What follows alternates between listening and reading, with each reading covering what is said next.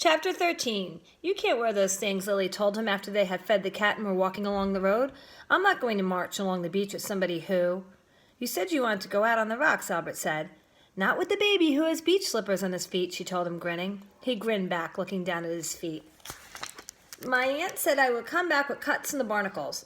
Barnacles, she said, not barnacles. Same thing. He reached down to pull off Mr. Orban's slippers and tossed them into the marshes. She nodded. Don't worry, they'll still be in there when we get back. Nobody in the world is going to want them. She led him down the path, across the sand, toward the jetty, and began to hop along the rocks. See, she said, looking back. Nothing to it.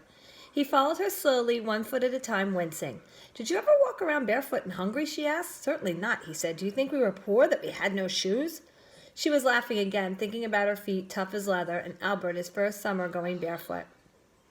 She settled herself on the gray triangular rock way out, with Albert next to her, the sun on her face and the sound of water lapping against the rocks. I want to tell you something, she said after a while. I have stars on my bedroom ceiling. My mother pasted them all up for me when I was a baby. She told my father she was making a world for me. She said she wanted to give me the whole world. Albert wasn't looking at her, his head turned, but he was sitting there, so still, so unmoving. She knew how hard he was listening.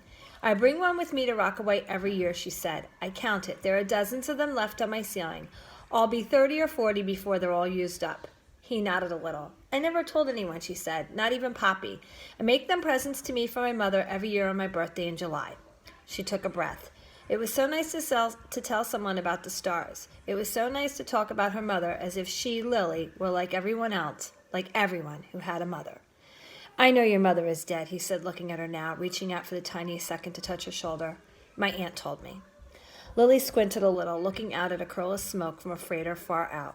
She waited for him to say something more about them, but when he didn't, she began again. My mother had something wrong with her heart. It was too big. She died right in Poppy's bedroom on a sunny day.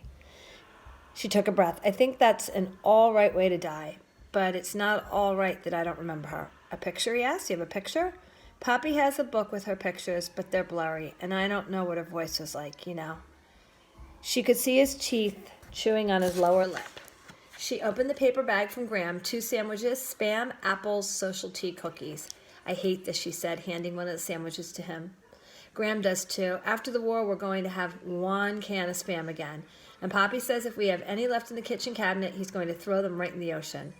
Albert had a mouthful of it. I like this, he said. I like everything. My grandmother, Nagi Mama, loved to cook for me. She said I was her best.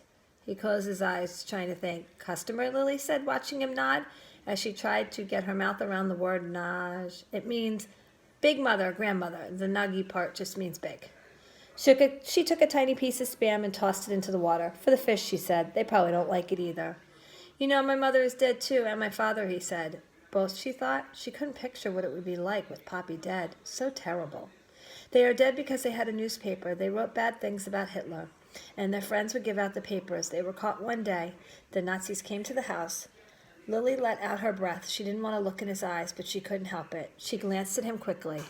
But he didn't look as if he would cry. He was squinting at the water, his eyes dry. Nagi Mama came for me, for Ruth and me, just before they came to our house.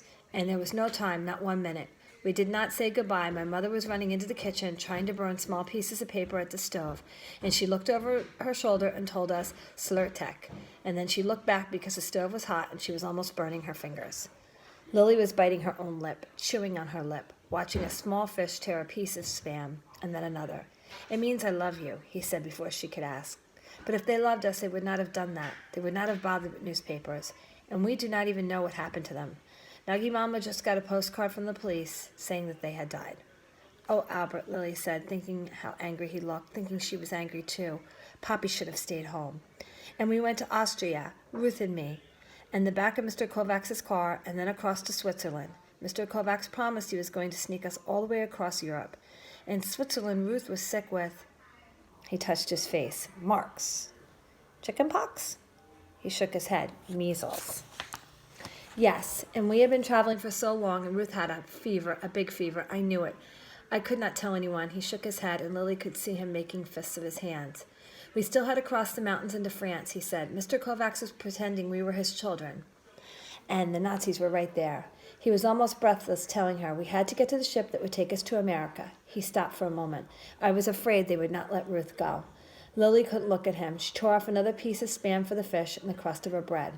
In France, she was so thirsty. Her face was so red, and she was burning. Albert stood up, balancing himself on the rock, watching the ship a little closer now. He pointed to the end of the jetty across the water. Ruth is in France. But how? Albert sighed. We were waiting for the ship to take us to America, and this lady who was helping us, this lady with a long gray dress that went to the ground and a cross. He raised his hands to his head. She was wearing a white... He stopped and frowned. Something on her head, Lily asked. Was it a nun? Yes. And she said, this girl is sick. She belongs in a hospital and not on a ship. She will give the sickness to everyone else. Measles. Yes, but I said it was not measles. I said she could not go to a hospital, but later I fell asleep and they took her, and I did not even say goodbye. Lily swallowed. Now Ruth is in France until the war is over. The war may last forever, and Ruth is in a convent with a lady in the gray dress.